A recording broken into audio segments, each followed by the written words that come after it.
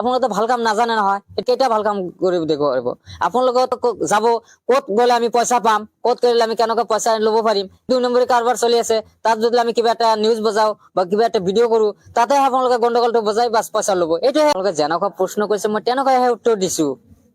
আপোনালোকৰ কাম সেইখিনি আপোনালোকে ভালকৈ কাম নকৰে, সেইটো মই এতিয়া নহয়, মই 1000বাৰ কৈ থাকিম। আপোনালোকে কি ভাল কাম কৰে? আপোনালোকে ভাল কাম নকৰাৰ কাৰণেহে এইবিলাক কথা কৈছো। আপোনালোকে কিবা এটা ভুল হব, সেইটো আপোনালোকে কাটি কাটি ইডিট কৰি আপোনালোকে কিবা কিবি বজাই দিব। আপোনালোকে ভাল কাম নকৰে, সেইটো সেইকাৰণে আমি কৈছো যিটো সঁচা কথা সেইটোহে ক'ব লাগে।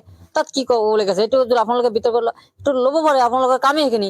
আপোনালোকে ভাল কাম নাজানে নহয়, সেইটো মই ভালকৈ জানো। আপোনালোকে কেইটা ভাল কাম কৰিব দিব পাৰিব?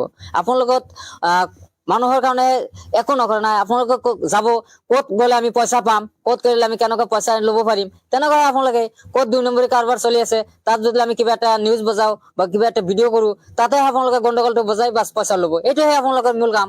বাকী কি কাম আছে? আৰু কোনোবা যদি কাটি কাটি বনাব, সেইটোহে কাম। তাৰ বাহিৰত কি কাম আছে? আপোনালোকে 2 নম্বৰৰ পিছে পিছে ঘূৰি আছে। নহলে আজি IPS বা ACS বা ভিডিঅ' এইবিলাক জেলত কেনেকৈ গ'ল? আপোনালোকেহে ধৰাই দিছে।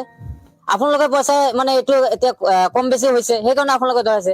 কাৰণ ইমান দিন ধৰা নপৰিলে আজি ধৰা পৰিলে কেনেকৈ? আপোনালোকক ইমান দিনত যদি ভুৱা চাকৰি হয়, আপোনালোকে কিয় নবচালে? আপোনালোকেতো আছিলে না, আপোনালোকে মিডিয়া এইবিলাক না আছিলে নেকি? কংগ্ৰেছ চৰকাৰৰ হাতত কি মিডিয়া বিলাক না আছিল নেকি? তেতিয়া কি আছিল? টকাৰ ব্যৱহাৰ আছিল। এইবিলাক আমাৰ চৰকাৰ দুৰ্নীতিমুক্ত বুলি চৰকাৰ বুলি কোৱা হয়।